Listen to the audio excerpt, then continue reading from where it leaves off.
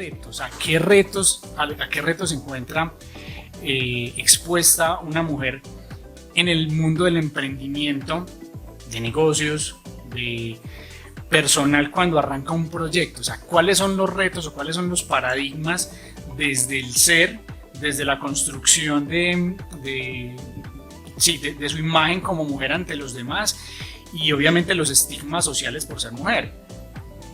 Bueno, yo diría que el primer paradigma, si vamos a hace 11 años, cuando yo decía montar una empresa trabajando el ser, me decían, ¿el qué? ¿De qué estás hablando? Pues el ser en las organizaciones. Pues que las organizaciones están para producir. Entonces, como esas primeras barreras como de entender, de que la gente le copiara como el tema del cero conciencia en las empresas, como que no, así como Cata decía, ¿esta de qué está hablando? Me pasó por ser un con intangible. Sí, por supuesto, por ser un intangible, y además pues hace 11 años en Medellín pues eran muy pocas las empresas que le estaban invirtiendo al tema de formación y competencias blandas, casi todas en competencias técnicas, y las blandas que eran liderazgo, cultura organizacional, clima organizacional. Exactamente, entonces yo diría que uno de los primeros paradigmas fue eso, que comprendieran eso, para qué, con qué se come y si vale la pena invertir en eso.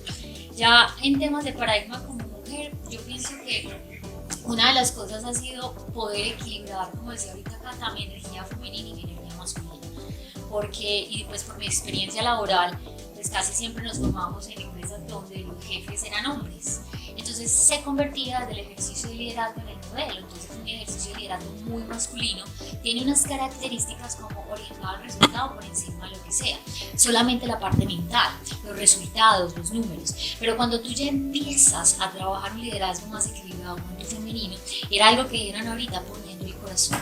Yo creería que una de las diferencias con los emprendimientos de mujeres es que las mujeres le ponemos primero el corazón a lo que hacemos, y eso hay que honrarlo porque hace parte de nuestra naturaleza como mujeres, no pelear con eso. Yo soy una fiel creyente que logrando conectar corazón y mente se logra nuestra mujer.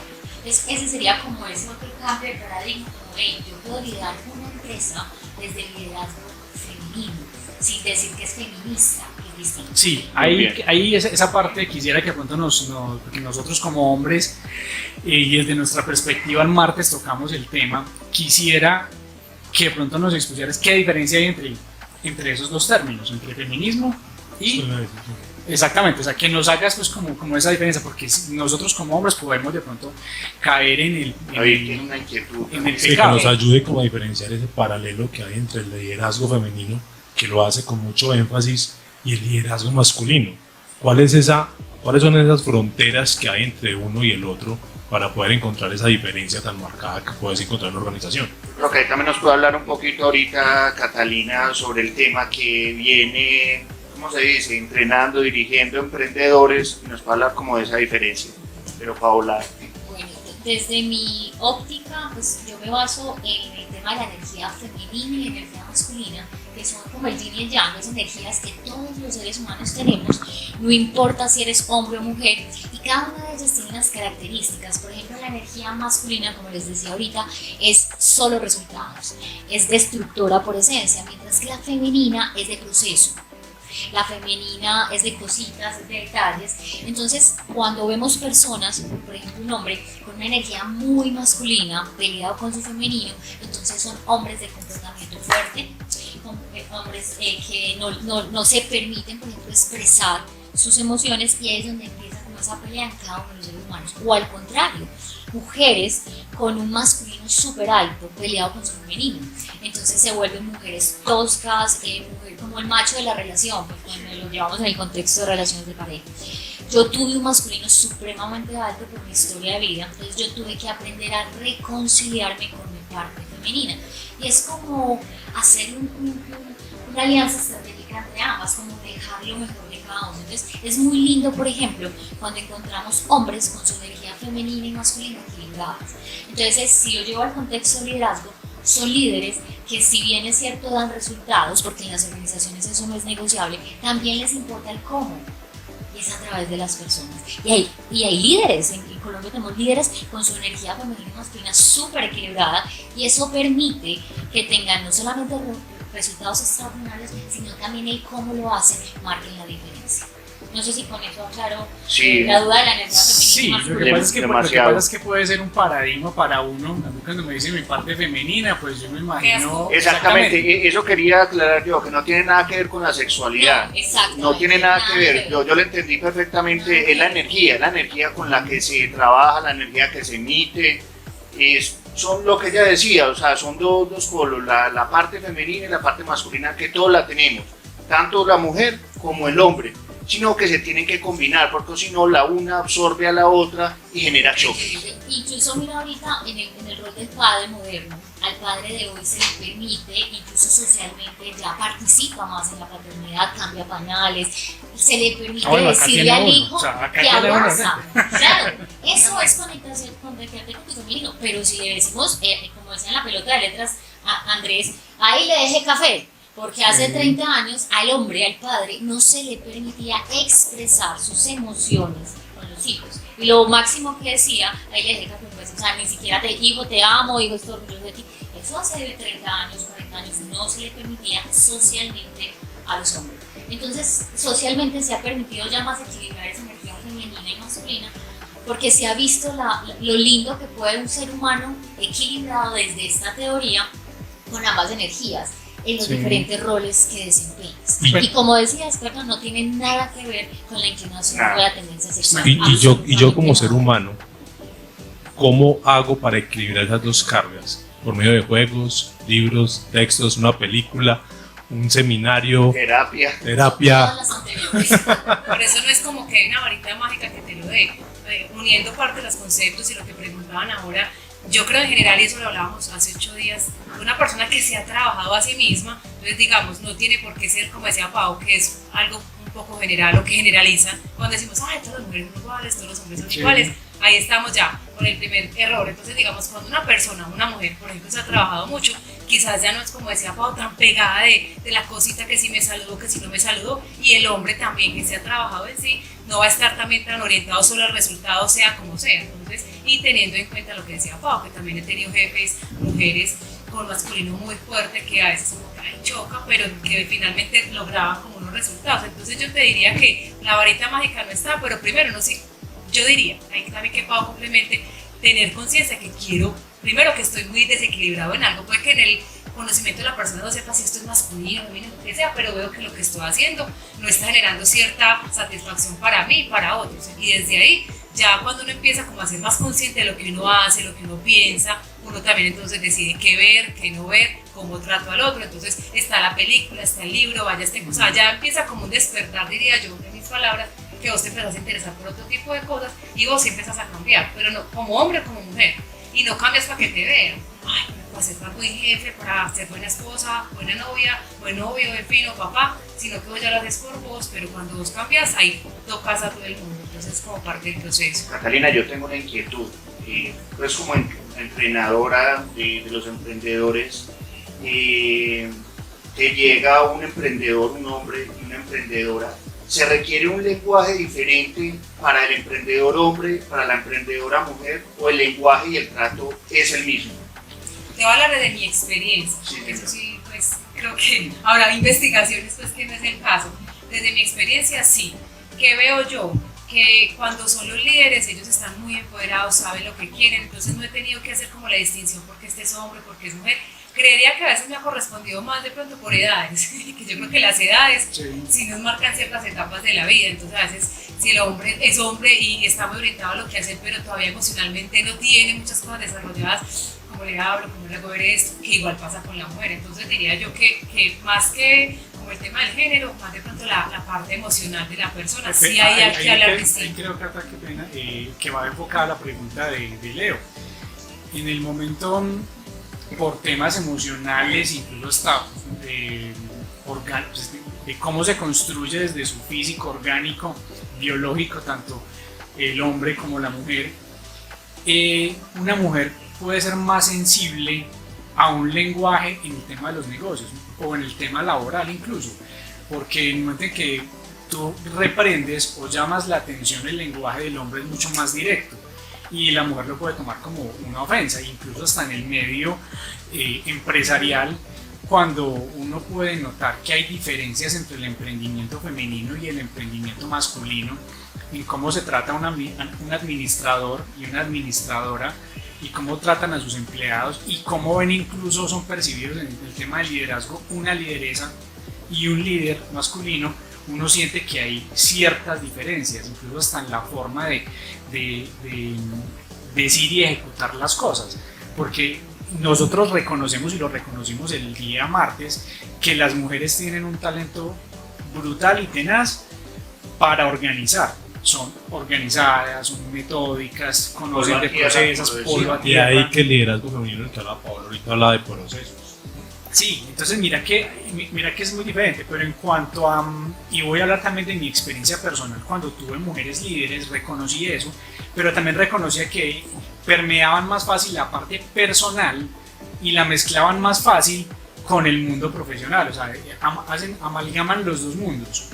En cambio, pronto el hombre sí es un poquitico más tosco y terco en ese sentido, que maneja lo que puede manejar más fácil la diferencia de roles. O sea, yo soy hoy tu jefe, pero no importa si hoy estoy de mal genio o no estoy de mal genio, si tuve problemas en mi casa. Entonces la mujer como que amalgama, o al menos esa es mi percepción, amalgama esas dos partes, la parte emocional de su construcción personal con todo lo que es su tema profesional, y siento que ahí de pronto puede haber una diferencia. No sé si de pronto es que me mueves complicado.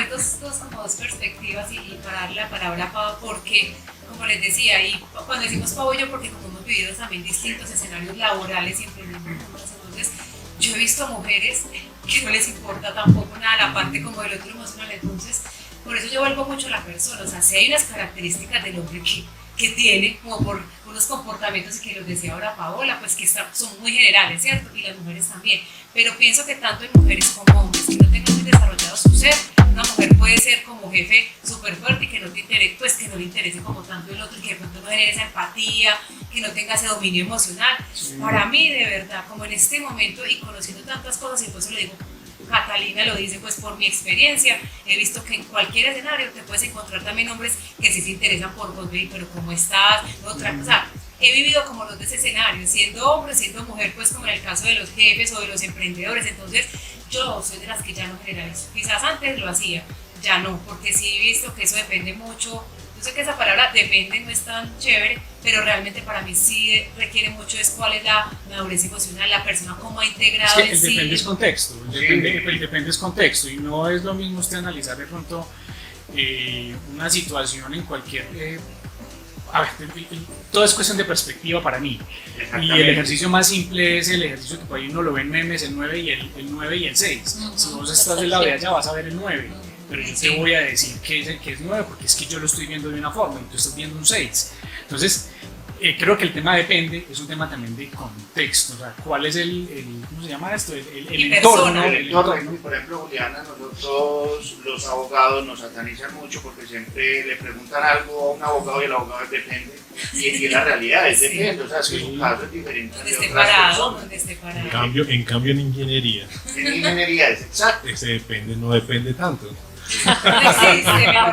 Porque es o no es, unos y ceros, básicamente. En las ciencias sociales, el depende siempre va a estar. Sí, es un tema siempre de contexto. Entonces, por eso iba como enfocada la pregunta, porque muchas personas que nos pueden estar viendo se hacen esa pregunta. Desde lo laboral o desde el emprendimiento hay diferencias marcadas, porque incluso frecuentemente vemos desde el feminismo, vemos que las mujeres reclaman unos derechos que también son válidos reclamarlos dentro del mercado cuando hay diferencias salariales, diferencias de tratos. De hecho, también mirábamos cifras de que a raíz de esta pandemia que estamos viviendo, el empleo femenino es el que más se ha visto afectado. Cifras recientes hablaban de un 25% de desempleo en cuestión de mujeres, y el hombre solamente el 16%. Entonces mira que siendo y reconociendo unas habilidades, uno alcanza a ver, no sé si de pronto por funciones y roles, porque habría ya que analizar en detalle cuáles fueron los empleos que se perdieron y en qué industrias, porque ya también entra pues como a generalizar, pero al menos por esa parte uno sí puede decir, ¿será que la labor de una mujer es más fácil de reemplazar que la de un hombre, o sencillamente es un tema de mercado? Yo también diría de algo, porque sí me gustaría pues que Pau intervenga.